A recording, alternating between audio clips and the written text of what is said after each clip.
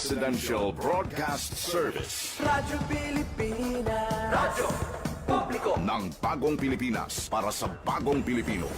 Naghahatid ng mahahalagang balita at impormasyon na guugnay ng pamahalaan sa sambayanan. Tulay sa himpapawid ng serbisyo publiko. Radyo Pilipinas. Radyo Publiko. Ang boses ng Pangulo. Sa Iloilo, Radyo Pilipinas. 585 AM. Philippine Standard Time, 1:01 sa hapon. Adlaw-adlaw, Lunes tubto Biyernes, pagdulong sang mga balita, hitabo, issue kag concern, may kaangtanan sa katilingban, sa kaayuhan, pati na ang sa ikaayong lawas. Halin sa mga concern sa mga bata, sang mga lamharon, nagadinalaga kag nagasinultero, mga hamtong, professional man o mamumugon, mga tigulang, kabuhi kag paghimakas sang mga ginikanan para sa ila kabataan. Pag-ulikid sang panwa, pagtingob sang magkasimanwa, para sa ikaayo sang ila kahimtangan. Ini ang Balitang Sosyal.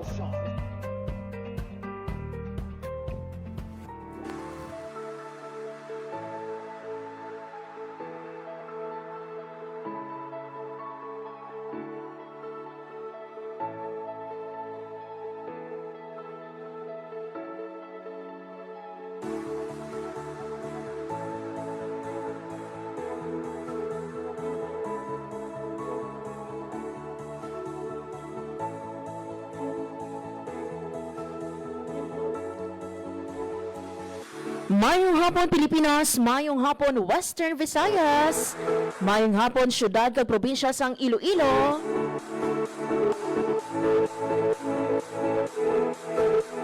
Good afternoon.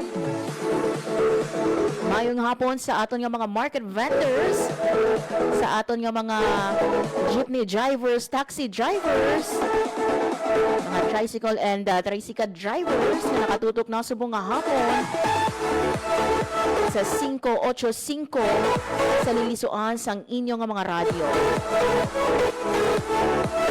Good afternoon man sa mga nagatutok na sa aton nga Facebook Live sa Radyo Pilipinas Iloilo Facebook page. Welcome mga abyan sa aton nga pagpangalagan diri sa programa Balita Sosyal. Di naman pagkalimtan nga tamyang oras ang isa ka maayong aga, maayong hapon o kung maayong gabi ang aton nga mga overseas Filipino workers or those living abroad. Kamusta kamo? Kabay pa no nga yara kamo sa maayo nga kahimtangan. Sa kinaandan mga biyan akong inyo alagad, kita mag-up the night tubtub 1:55 sa hapon, Marian Grace Ereniata. Madamo-damo kita mga biyan nga topiko nga pagapat paton subong nga hapon diri sa programa Balita Sosyal. Lakip na diri no atensyon sa aton dira nga mga kauturan, especially sa mga negosyante nato. Mga may kinahanglan sa mga nanuhay-tuhay naton nga mga ahensya sang gobyerno, tungod mga bino ang aton nga Anti-Red Tape Authority o kung ang aton nga ARTA partnership no sa more than 20 mga government agencies and offices. Lakip mandirino ang Iloilo City Government and Iloilo Provincial Government. Magahiwat mga abyan sang ease of doing business. Upon EODB Fair sa palaaboton nga Mayo 25 tubto 26. Balano nga mga ahensya sang gobyerno ang mag-upod sa sinino nga EODB Fair nga pagapunahan sang aton man nga ARTA. Istoryahan taman subong nga hapon mga abyan. Paghiwat no sang kamustahan sang aton man nga Department of Migrant Workers so kon DMW Region 6 sa aton nga mga repatriated nga mga overseas Filipino workers gikan sa Middle East. Ibaloon naton mga abyan later on kaupod sa aton man nga DMW kung pilano ka mga repatriated naton nga mga OFW ang nagtambong sa siniman nga kamustahan and ano no ang mga sara nga ma-avail nga mga services sa mga nagpapauli naton diri no nga mga OFW gikan sa or nagpauli no nga mga OFW gikan sa aton nga Department of Migrant Workers. And for those no nga mga kauturan naton sa probinsya sang Iloilo nga luyag mag-file sang inyo dira nga Civil Service Examination Pen and Paper Test. Lawago naton later on mga abiyano ang schedule nga ginpagwa sang aton nga Civil Service Commission Field Office Iloilo. Kung sa diin ka mo no, pwede makasumite sang inyo nga application. Iti kahapon ginhiwat mga abiyano May 20 ang mobile filing nato sa City of Pasay Arena kung sa diin more than 500 ang nagsumite sang ilang nga application. Ibaloon naton diin ka mo pwede pagid makasumite, especially those no mga naga-eastern sa northern part of Iloilo or diri man sa aton sa malapit no sa Iloilo City.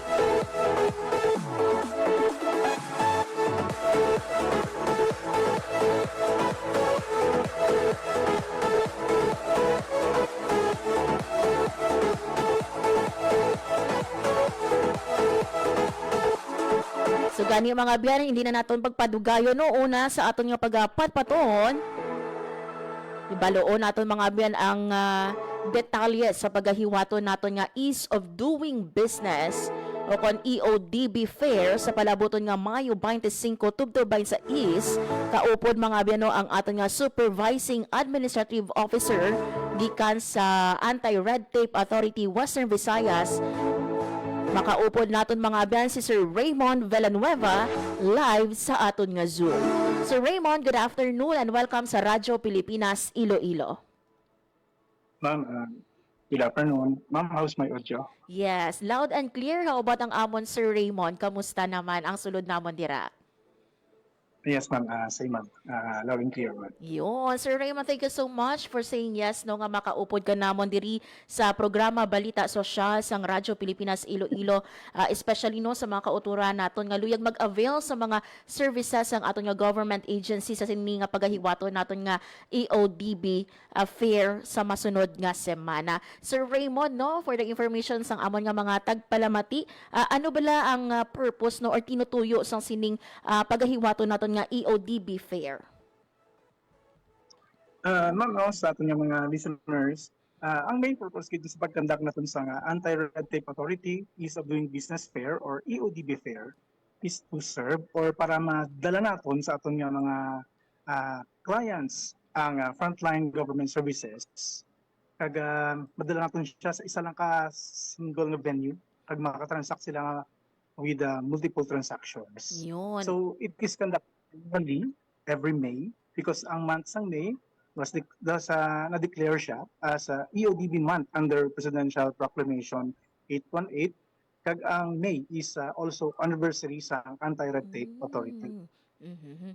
And you've mentioned, Sir Raymond, no, ang pagdala naton sa mga nanuhay-tuhay nga services sa mga government agencies.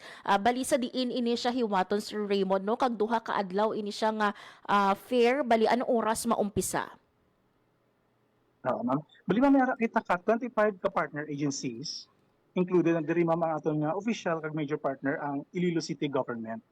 So thankful kita sa office of our City Mayor, Honorable Raisa Peñas, and also sa Iloilo City Levy or ang Office of Local Economic Development and Investment Promotions. Ang aton nga EODB Fair ma'am will be on Monday to Tuesday, May 25 to 26. Mag-start kita 10 a.m. to 5 p.m. Second level sa SM Iloilo Terminal Market. Sir Ray, maglaruhon ko lang ha, ining mga services nga igatanyag sa aton nga mga kauturan is not only related sa business but others nga mga or other nga mga services pwede nila ma-avail sa sini nga mga agencies. Yes, ma'am. Okay. Di ba ma'am, earlier na mention mo ang mga civil service examination application. So, sila ma'am, So maka-avail sila sa several services from various government agencies, example from PhilHealth, SSS, Pag-ibig, TSA, CSC. Pwede sila kapa-update sa ilang mga information, may mga consultation, help desk, assistance, may document issuance, or mga IDs.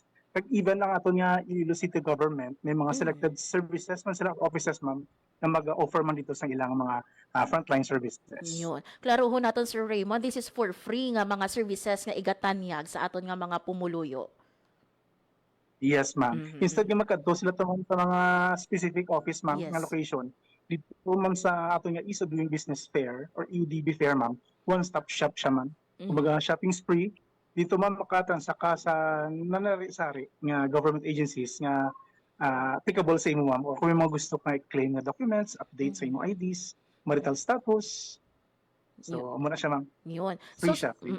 So sa mga interesado, Sir Raymond, no, ano ang mga need nila nga mga dalon, of course, no, madamo kita sa mga government agencies, but basic nga mga kinahanglan nila nga dalon, no, on the days ang aton nga EODB fair. Ang pinaka ma'am, what to bring nila is dalo nila mga basic documents nila or requirements na ginagamit nila, ma'am, during transaction sa mga other government agencies, especially, ma'am, birth certificate, marriage certificate, IDs, ID picture, and other supporting documents, ma'am, nga needed sa specific agency. Kaya advisable pag ma'am nga magdala sila sa photocopy sa ini nga mga documents nila Yun. para at least lasig nga ma-process ang ilang mga requests or requirements. Yes. Sir Raymond, ining paghiwat nato no sang EODB fair no hambal gani nimo isa sa mga activities naton in line man sa aton nga Ease of Doing Business Month. Sa bahin sir no sang aton nga Anti-Red Tape Authority, ano kadako nga bagay no or importansya nga ginasaulog naton ining Ease of Doing Business Month? Significant din ma'am pag-celebrate aton sa EODB month naton. Kaya para ma-promote pagid ba ma'am ang awareness sa aton nga general public, para ma-eliminate ang bureaucratic red tape and foster a business-friendly environment. And dira sir sa aton Agencies. Sige sir, padayon. Maka-provide sila, ma'am, sa effective kag efficient government service, ma'am. And dira sir sa aton nga ARTA Region 6 no, may ara kita mga iban pagid nga mga activities in line with this celebration man. Sa sila mga EODB fair, ma'am, yung mga nationwide activities siya, ma'am. Example, ang reels and poster making contest. Kag din, ma'am, sa aton nga mga government agencies, may mga recommended activities si ARTA, just like kung sang forum and stakeholder engagement, information and advocacy initiatives, kag EODB lanes for the high impact services. Sir, sa Sininga Fair, I forgot to ask, so sa Sininga Fair, ginalauman bala naton nga magapadulong diri si Secretary Perez to attend this fair? Yes, ma'am. Mag-aabot si Secretary Pet para sa atong fair, ma'am. Kaysa is na natin, ma'am, may schedule din atong sang MOA signing with the Iloilo Provincial Government and the West Visayas University.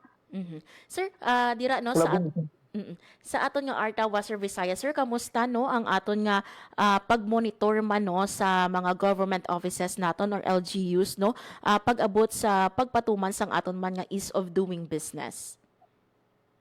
Yes, ma'am, continuous kita aton nga monitoring and evaluation sa aton nga national government agencies, GOCCs, local government units, government hospitals, water district, and other government entities. Ginamonitor sila namon, ma'am, with the guidance and assistance ng aton nga central office, especially sa ilang mga compliances related sa RA 11032 or sa Ease of Doing Business. Pero may ara man kamo Sir Raymond nga mga nabaton nga mga reklamo dira sa inyo nga opisina, and ano ay ang mga kalabanan no sa mga palabot dira nga reklamo sa inyo? Halos every day, ma'am, may mga complaints gid, pero gina-screen siya namon kung artable bala siya o pasok siya sa ARTA kag non-artable. Sa artable nga complaint, top 3 is ang complaints regarding sa no noon break policy, kag sa cut-off, ma'am, sa time sa government hours, and then delayed sa issuances or processing sang documents complete siya nga gin-submit and then may mga reports man related sa fixing. Mhm. Sir, for the information sang amon nga mga tagpalamati no pag-abot bala sa mga processing no, I think may ara kita ginasulod nga 3710 I think no. Tell us about this sir no. Ano bala ano gid kalawig dapat no nga before makuha sang isa ka kliyente no ang kinahanglan nila nga dokumento. Meron kita ma'am nga 3720 rule, 20. Yes. 3 days maximum for simple transaction, 7 days for complex, and 7 days for highly technical. Mhm. So dapat ma'am, kung service nga na-declare sa ila citizen charter is under sa categories nga na ma'am, dapat hindi kita mag-exceed Mhm. sa muna nga processing time na 3720. Mhm. And pag-abot sir no kagi nag-mention mo man pag-abot sa cut-off no I think may ara kita sa mga government agencies no nga naga-cut off earlier no sang time kay para ma-process no but this kung kaisado hindi maintindihan man sang aton no nga mga kauturan especially ang mga nagadali gid no nga magkuha sang ilang dokumento o kung magsumite. So may ara bala kita Sir Raymond nga required lang cut-off time sa mga sa aton nga mga LGUs or government offices. Dapat ma'am until 5 p.m. Mhm. or pwede yan kung batunon pag nila diskan past 5 na. Basta ma'am hindi kita makat ang ato yung office hours is 8 to 5 or kung pila man kung isubong ka di ba may mga Yes, adjustment. compressed work. Yes. So declare ko mo 7 to 7, 7 to 8 or kung ano ang last hour nyo mga mag-declare dapat example kung 8 to 5 no, may nagsulod sa inyo 4:59. Mhm. So dapat batunon Yes. Ayun. Di natin siya pagpapulit. Entertain din natin sila. Yun, ara klaro no nga samtang wala pa nagpatak ang alas 5 dira kon out ninyo sa mga kauturan naton ha. Kinahanglan nga batunon no ang ining application o kon ano man dira no nga iproseso sang aton nga mga kauturan. Sir Raymond, before ta ikaw no pangayuan sang invitation sa aton nga mga tagpalamati no sa sini nga paggahiwaton naton nga fair, basi mi ara ikaw sir no nga any advice no sa mga government offices nato no sa aton nga mga LGU agud nga malikawan nato no ang kaangay sini nga for example no may magreklamo no because sang ilaman nga serbisyo. So muna pa no, during our orientations, KCR mandate namon is empowerment and enforcement. So sa empowerment namon is nag-orient kami, nag-inspect kami sa ila. So every time nga mag-collaborate kami sa ila, continuous ginaamon nga mga reminders nga dapat i-religiously nila follow ang aton nga Ease of the Doing Business Act or ang RA 11032 para malikawan bala naton maglabot kita sa Yes. enforcement Mhm. enforcement mga filing of cases na nasabi. Mhm. So sa subong pa lang dapat sa empowerment pa lang or sa level pa lang kaya pa i-fix Yes. sa maagi dapat namo naton nga paghimuon. Yun. How about sir no, ang invitation naton sa public man no sa sini nga pag-upod no or pagkagto no sa aton nga venue man sa SM Iloilo Terminal Market for this EODB Fair. Ang imong nga invitation sir. So we would like to invite everyone sa aton nga upcoming UDB Fair. Open gini siya sa tanan, free ni siya. Kag even sa aton nga mga students, especially ang mga graduating or newly grad, para makaprocess man sila sa ilang mga documents, IDs for future use or for employment nila. So kadto lang kita or kadto lang kamo next week, Monday to Tuesday, 25 to 26 May 2026, second level sa SM Iloilo Terminal Market. Kag para sa complete list ng government agencies nga present dito, visit lang naton ang ARTA official Facebook page. Kaya dito naka-enumerate ang list sa mga government agencies. Kaga, again ma'am, very thankful gid kami sa aton nga Iloilo City Government as our major partner kag sa ilang ongoing kaga strong support sa amin. Yon. With this, Sir Raymond, once again, no, madamo gid nga salamat sa time and information nga ginhatag mo diri sa amon sa Radyo Pilipinas Iloilo. Maayong hapon sa inyo dira, Sir Raymond. Yes, ma'am. Good afternoon, ma'am. Radyo Pilipinas. Radyo Publiko. Radyo Pilipinas. There you have it mga abyo, no, ang aton nga dinapit nga bisita gikan sa Anti-Red Tape Authority Western Visayas.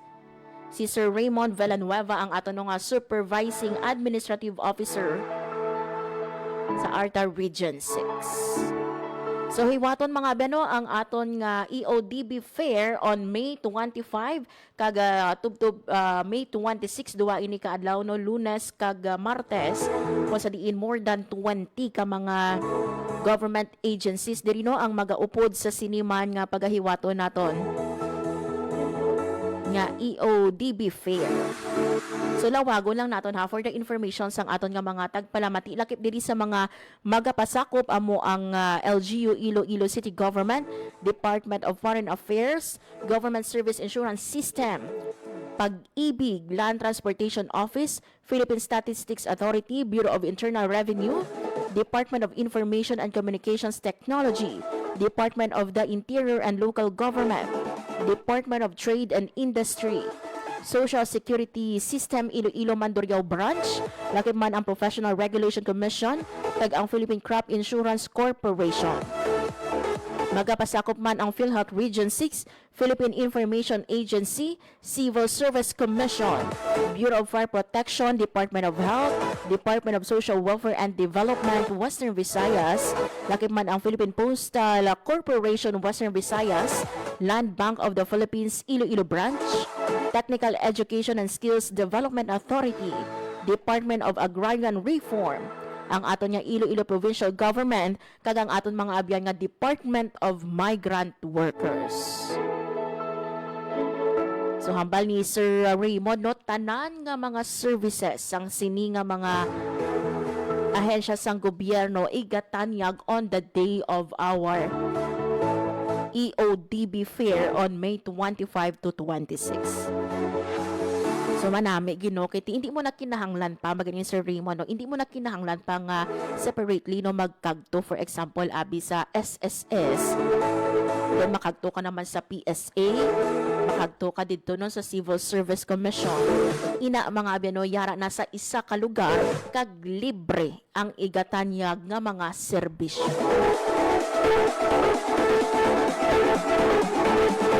So once again, iwaton ini sa aton nga SM Iloilo Terminal Market diri no sa syudad sang Iloilo.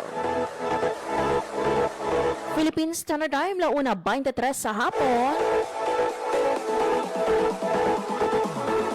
Mga biyan sa aton nga pagbalik, makaupo naman naton ang Supervising Labor and Employment Officer, Welfare and Reintegration Services Division sang Department of Migrant Workers o kon DMW Region 6.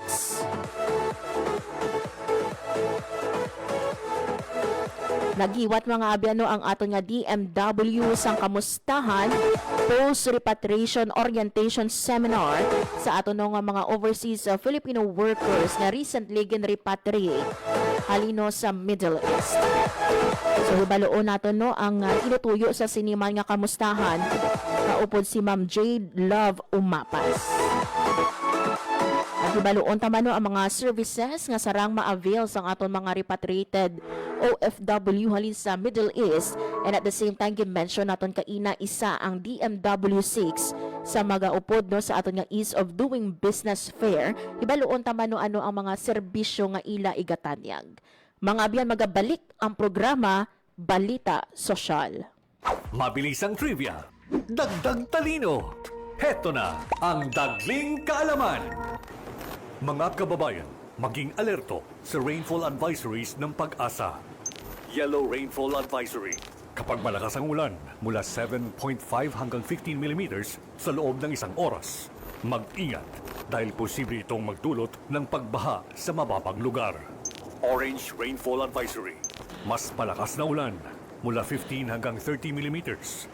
Malaki ang posibilidad ng pagbaha, kaya maghanda at maging alerto. Red Rainfall Advisory. Emergency na ito. Higit 30 millimeters ng ulan sa loob ng 3 oras o higit pa. Kapag nakataas ang red advisory sa inyong lugar, huwag mag-aksaya ng oras. Agad na lumikas para sa kaligtasan ng inyong pamilya. Maging handa, makinig sa abiso at laging unahin ang kaligtasan. Kaunting kaalaman na malaking dagdag talino. Abangan muli ang susunod na Dagling Kaalaman. Magandang araw, si Dingdong Dantes po ito. Narinig niyo na rin ba sa balita yung The Big One? o ang kinatatakutang malakas na lindol na pwedeng mangyari sa Pilipinas? Alam ko nakakatakot. Napakaraming tanong sa isip natin. Anong gagawin ko kapag nangyari yun? Saan ako pupunta? Paano ko ililigtas ang pamilya ko? Sa bawat tanong na yan, dapat may nakahanda tayong sagot at aksyon. Dahil mapapanatag tayo kung alam natin ang gagawin sa panahon ng sakuna. #panatag ang may alam. Maging panatag Pilipinas. Time to celebrate kulturang Pinoy. Tradisyon, musika, sining, literatura at iba pa. Anything and everything fun and Filipino. Ito ang Pinoy Kultura. Kilala mo ba ang The Rockefellers? Ang pinakaunang Pinoy musical act to land a spot in a prestigious US music chart. The Rockefellers is composed of 4 brothers, Antonio, Junior, Eddie, and Albert, and their father, their pops, Moro Maligmat. Pasok sa number 16 ng Billboard Hot 100 ang kanilang kantang Killer Joe. That was in 1963. Halos 5 dekada pa ang lilipas for a solo Filipino act to surpass this feat. This is when Charis Pempenco's self-titled album debuted at number 8 on Billboard's Top 200 albums.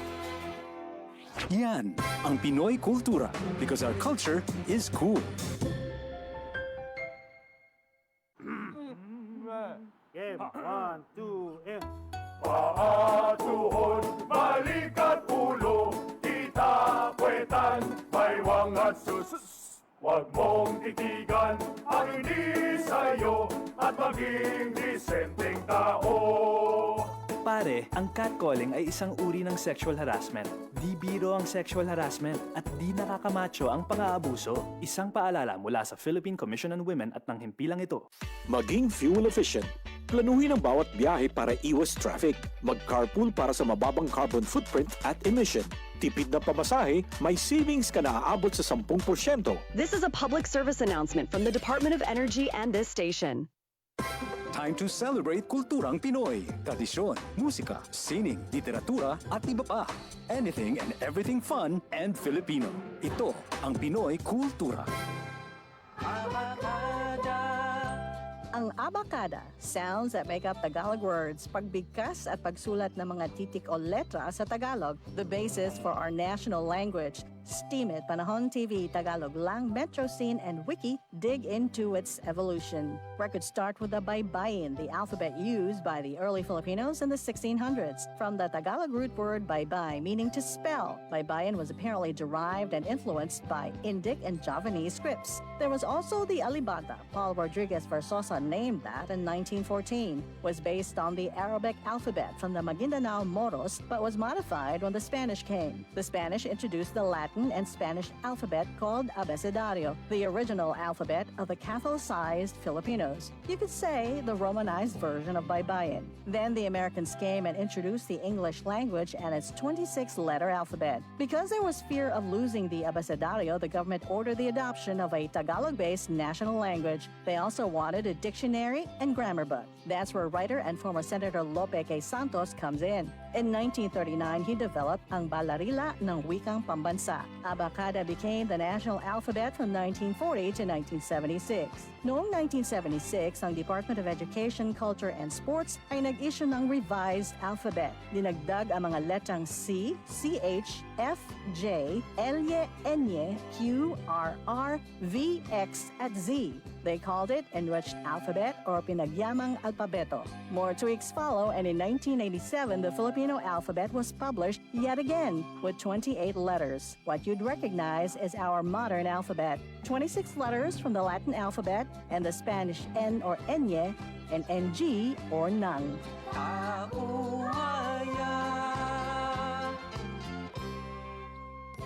Yan ang Pinoy Kultura because our culture is cool. Philippines Standard Time, 1:31 sa hapon. Radyo Pilipinas. Radyo Publiko. Radyo Pilipinas. Sa gihapon mga biyan, nagapamatika mo sa programa Balita Sosyal, kagakong inyo alagad, Marian Grace Erenyata.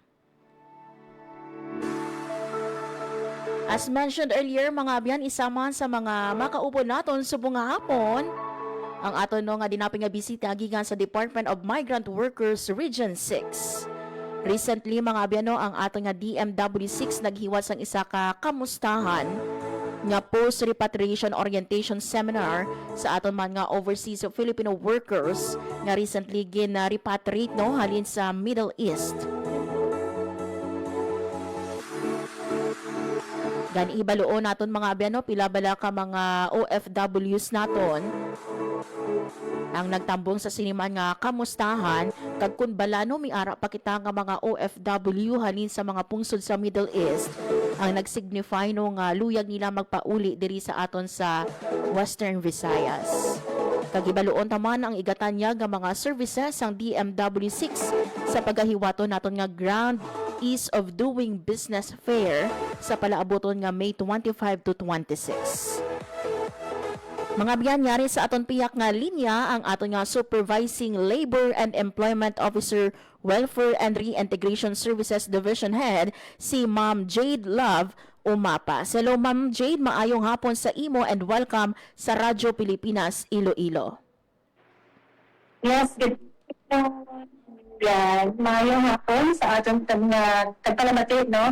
Dira sa Radyo Pilipinas, Balita Sosyal. Maayong hapon, ma'am. Yun, Ma'am Jade, thank you so much no sa imo nga pag-yes no nga makaupo diri sa amon sa Radyo Pilipinas Iloilo. Ma'am Jade, una sa tanan no, luyag namon hibaluon no ano bala ining tinutuyo or ano ang tinutuyo sa aton man nga paghiwat sang kamustahan no sa aton nga mga repatriated OFW halin sa Middle East kag ano ang gina-discuss no during this kamustahan man.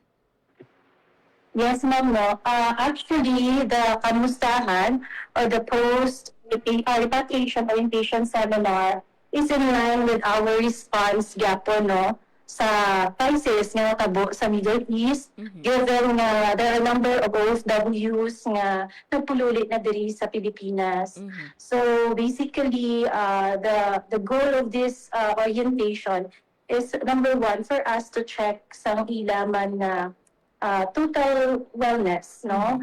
Balantaman nga nadulaan, majority sila sa ubra, ang una nga nagpuli sila diri sa Pilipinas. And so, first nga, isasagin include natin sa aton nga kamustahan is to check on their emotional and mental wellness. Kung kamusta sila sa pag-adjust, sa pagbalik, given na we acknowledge the fact manong hindi mo na kahapos, especially kung not by choice, bala ma'am Miriam ang ila pagpuli diri. So that's number one. Second, we also oriented them on our programs and services such as ang aton nga mga livelihood programs, no? And also, kita ang tawag na National Reintegration Network. Basically, it's a whole of government approach wherein not only sa DMW but with our partner government agencies, may ara nga tagsa-tagsa nga mga menu o programs and services para sa mga OFWs naton. This is our way to ensure nga sa ila pagbalik, no, may ara sila sa pathway kung diin sila pwede ka pangayo man no sang suporta pag-assistance. And ang highlights ng aton nga naging activity kahapon is at the end of our session we provided them with nag-release kita sang ilang livelihood assistance para man nga makabulig sa ila pang umpisa sang ilang gin propose nga mga negosyo. So basically it's the three pillars, Ma'am Miriam, no? It's a psychosocial and wellness, no, check sa ila, and then reintegration, alignment, and further economic recovery. One thing introduce sila namon sa amon nga portal, which is pwede sila dala ka-scan, ka-QR code, SCALMI, Committee on Alternative Labor Market Intervention, the job matching, siya bala Ma'am Miriam. So may ara, dira sang link, may butang lang nila kung anong ilang nga gusto, nga type of work or job, and then i-link na sila sa aton either local or overseas redeployment. So that's the kamustahan namon nga natabo kahapon. Yes. Ma'am Jade, no, I believe sa aton nga datos sang OWA, madamo-damo ini no ang nagpauli diri sa aton sa Western Visayas nga repatriated naton nga OFW halin sa Middle East. So ang ini nga 20, ma'am, is only the first batch or may pagahiwaton pagkikita nga next para sa iba naman nga repatriated man naton nga OFW? Basically, this is the first batch noong kahapon. We actually conducted a major national reintegration network fair last May 1. And part of those nga gin-invite namon is ang mga recently repatriated man ng mga OFWs around 100 plus sa ila. Nagkadto dito. So, ara to ang aton nga mga partner agencies, the one-stop, na siya bala, Ma'am Miriam. And then, the kamustahan is more intimate siya. Okay. So, we ask them one by one kung kamusta na sila. And as part of the instructions ng among central office, this is gonna be a regular nga session. Okay. So, bali ma'am, mga diin kalabanan ini sila no nga pungsod naghalin and kamusta kumbaga no, kamusta ang inyo man nga pagibalo no sang ilang estado sa Subong? Yes, majority sa nag-attend are from UAE, Saudi, Bahrain, and may Arab man few from Lebanon. Siyempre, majority sa ila, although some of them medyo dugay ng ilang experience as OFWs, wala ma'am. Yes. Pero siyempre, may transition, get. And amo na, ang ila sa mga ginapangabay is na may arat lang support sa government and we assure them na in terms even sa ila nga psychological or mga interventions naton bala sa ila wellness, total wellness, no, may mga partner agency kita kung kinahanglan nila ka istorya, no, and also sa ila nga pagpangita man sa trabaho, no, majority man sa ila do mo na gid ang ila gina-aim. And we also partner with even the local government units, no, sa aton nga provinces in the city, may ara man gina-provide nga mga intervention for them. So we refer them, we link them to these concerned agencies para ma-access man nila. And we appreciate ang tanan na partners naton nga naga-provide sang ila serbisyo para sa aton mga OFWs nga nagpuli tungod sa conflict sa Middle East. Yes. And ang baga ni mo, Ma'am Jade, no, madamo sa ilang malawig na no nga tinion nga nangin OFW. But did some of them, ma'am, nag-signify nga luyag pa nila magbalik sa Middle East? Oh, especially ang mga younger pa, bala mga medyo bata-bata pa, mga edad, kasi most of them may pa interest nga magpa-redeploy. Maybe not in countries sa Middle East, maybe sa ibang nga countries. Pero may ara pa kita, Ma'am Jade, nga ibang paging nga mga OFW nga nagpalabot man, nag-reach out sa DMW or sa aton nga OWA, no, nga nagapangayo assistance for repatriation. Well, regular man kita nga may mga request for repatriation, but specifically if ang reason is for due to war, Ma'am Miriam, though hindi na kita muna kadamo unlike the previous months, no, nga daw pati aton actually mga peso offices nag-endorse di sa amon sa request. Sa Subong daw wala nagawa sa may request. Siguro medyo nag-stable na dito ang sitwasyon. Yes. Ma'am, balikan ko lang, ma'am, no, isa man sa reason no, nga naghiwat kita sang sining kamustahan sa paghatag sang aton nga assistance sa idalom sang enhanced livelihood program sa aton nga OFW reintegration o kon LPUR naton. So pila ang ila na baton diri, Ma'am Jade? Okay, ang aton nga mga repatriated OFWs naka-receive 15,000 each as their seed capital sa ilang business. So besides from receiving it, actually gina-requirements sila naton to attend entrepreneurship development training, which is the DTI partner ta. And if they want later on to expand ang ilang business, no, other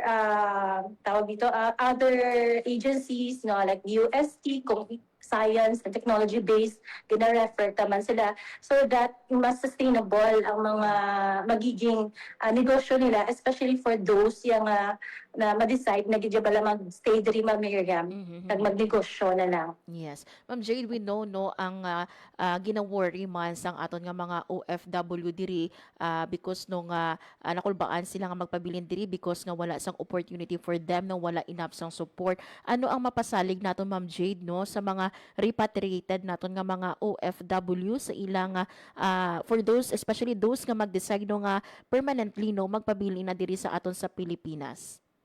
Yes, again, we have this whole of government approach. Basically, it's a collaboration and partnership with different government agencies nga may ara sa gina-offer nga mga programa para sa mga OFWs nga magpulit na di not limited to financial assistance, Ma'am Miriam. So even upskilling, so si TESDA is also an active partner of DMW in providing actually may mga scholarships sila for OFWs kung gusto mo magtuon, no, mag-eskwela sa vocational or short-term or skill i-upgrade mo skill. So amo na, it's really not the DMW lang ang ara sa inyo nagasuporta, kundi it's the whole government. Yun. Ma'am Jade, no, kagto kita ang isaman ang DMW sa mga maupod no nga government agency nato no sa sini nga ease of doing business fair. May we know Ma'am Jade no ano ang mga services no nga igatanyag sang aton man nga DMW Region 6? Yes, oo. Present gid kami in support sa aton nga celebration for the Ease of Doing Business Month. So, si DMW will be providing services in terms of OEC processing. So, pwede sila dito kahapit sa amon nga designated nga desk or table. If there are those nga gusto seeking for legal assistance, ang aton Protection Division will also send their representative. And of course, sa amon nga division sa WRSD, may ara kita dito nga i-assign man nga mga officer to cater sa mga those interested sa mga reintegration programs. Yun. Ma'am Jade, lastly no, ang imo nga mensahe sa aton nga mga tagpalamati, especially no sa mga OFWs naton nga nagapamati subong nga hapon and those no nga magakagtot sa tanatapan sang DMW man. Yes, thank you good first of Ma'am Miriam sa paghatag sa tinion nga ni to discuss ang aton nga mga initiative and programs for our OFWs. I know ang mga OFWs naton subong gakinahanglan sa suporta. So we assured you nga ay lang ang Department of Migrant Workers no pwede niyo kami diri ma-visit or ma-direct kadto diri sa amon office sa may Plazuela 2. Tupad lang kami di sa BIR. Also, we have our office ng Japon sa Robinsons sa Iloilo. So, we can provide you with guidance and assistance sa inyong kinahanglan. So, amo na siguro for the meantime, Ma'am Miriam. Yun. With this, Ma'am Jade, manamog gid nga salamat once again ha sa sini nga time and information nga ginhatag mo diri sa amon sa Radyo Pilipinas Iloilo. Maayong hapon, Ma'am Jade. Yes, Ma'am. Maayong hapon. Radyo Pilipinas. Radyo Publiko. Radyo Pilipinas.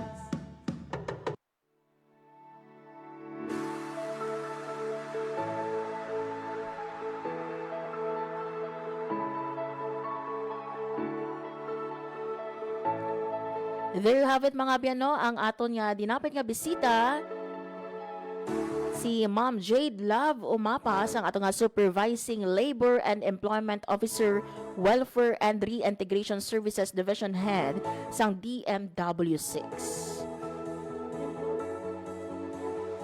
So tinutuyo mga abyano sang sini nga kamustahan man nga isa ka post repatriation orientation seminar for our repatriated overseas Filipino workers gikan sa Middle East. Nga una mga abyano, kamustahon sila no, ang wellness ang aton man nga mga ginpapauli nga OFW. We understand no, bagan ini Ma'am Jane no, we understand nga iba ni sa ila malawig nga tinion no ang nag-ubra abroad and kinahanglan nga magpauli diri no sa Middle East.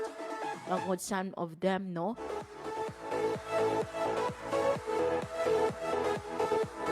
Nagakabalaka man sang ilang nga safety because nagluntad nga kinagamon sa Middle East. Ikaduha mga abyano nga reason agod nga ti i-orient sila sa mga services ang ato nga DMW.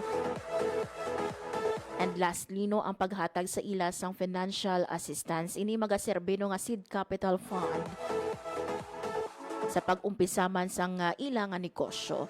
So hambal ni Ma'am Jade no ang DMW and other paginaton nga mga agencies.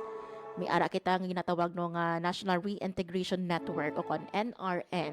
O sa di nagatingob diri tanan no ang mga government agencies para nga maghatag assistance for those nga apektado man sang sinino nga Middle East nga inaway o kon kinagamo. Unsa diino handa ining mga government agencies to give services kapareho no sang TESDA, may ara kita dira no nga mga scholarship sa TESDA mapasangkad pagino ang mga skills nila para nga ti magamit nila in case no nga mangita sila sang obra diri sa aton sa Pilipinas.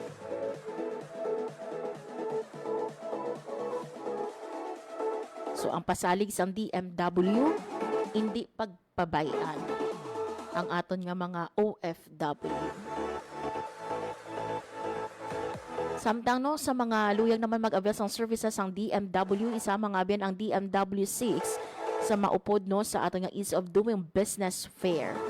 So pwede ka mo dira no makapadulong, makabisita sa ilang booth para nga mag-avail sang services. Philippine Standard Time launa 48 sa hapon. Mga biyano sa aton nga mga kauturan dira nga luyag magsumite sang application para sa 2026 or sa August 2026 Career Service Examination Pen and Paper Test for professional and sub-professional levels. May ara mga biyangging pagwa nga schedule no ang aton nga Iloilo Field Office sa pila naton ka mga munisipalidad diri sa Iloilo Province. So kahapon may 20 ginhiwat mga bendera sa City of Pasay Arena kung sa diin more than 500 ang nag-avail sang or nagsumite no sang ilang application. May ara pagkikita naka-schedule man nga pag-sumite no or subong nga adlaw dira mga biyan sa Barotac Nuevo Municipal Hall. So hingagaw na no bangod until 3 PM ini no mag-accept no ang aton mga Civil Service Commission.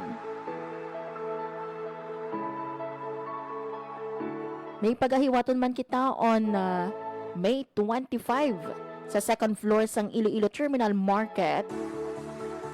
May schedule man kita dira no sa Gimbal Covered Gym sa Gimbal Iloilo on May 26 that will be from 9 AM to 3 PM. On May 28, pwede ka mo makasumite dira sa Northern Iloilo State University o sa Niso Estancia Campus. Halin Las Nuevas sa aga tubtub las 3 sa hapon. May schedule man sa Lambunaw Iloilo on June 4 9 AM to 3 PM sa conference room sang Lambunaw Municipal Hall.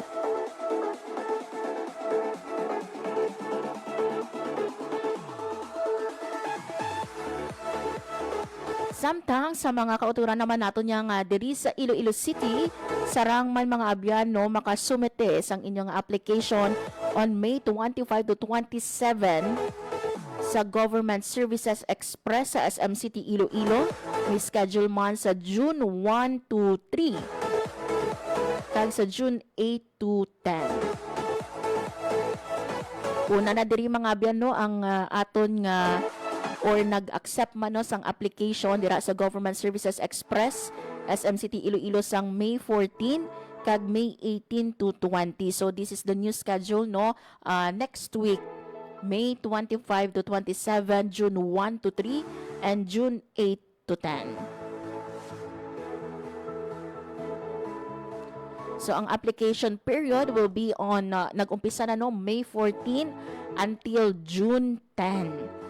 And ang examination date will be on August 9, 2026. So for those no nga luyag magsulod sa government no, isa ini mga abyan no sa mga pamaagi kung paano kamo mangin na civil servant. This is on top yan sa ibang paginato no nga mga board exams nga ginahatag man. Philippine Standard Time, 1:51 sa hapon. Wala na kita mga binabiling nga oras sa aton man nga pagpangalagad diri sa programa Balita Sosyal.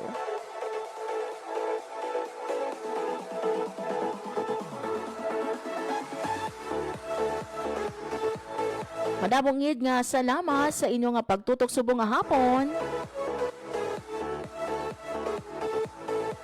Sa ato no nga mga langin na dinapit nga bisita nga sanday Mama Jade Love umapa sang DMW Region 6 kag si Sir Raymond Villanueva sang Anti-Red Tape Authority o CONARTA Region 6. Thank you so much. Sa mga naglisod sa ila radio sa 585 AM kag sa mga nagalantaw sa ato nga Facebook Live, madamo gid nga salamat. Thank you man sa akon mga katuwang technical. Sa studio, Engineer Roy Louie Kaipang kag sa amon transmitter, Sir Jeffrey Betita. Mga biyan ako nalanggit si Marian Grace Aranyata kag ini ang Balita Sosyal. Ang inyong tulay sa himpapawid ng serbisyo publiko, ang Presidential Broadcast Service, Radyo Pilipinas, Radyo Publiko.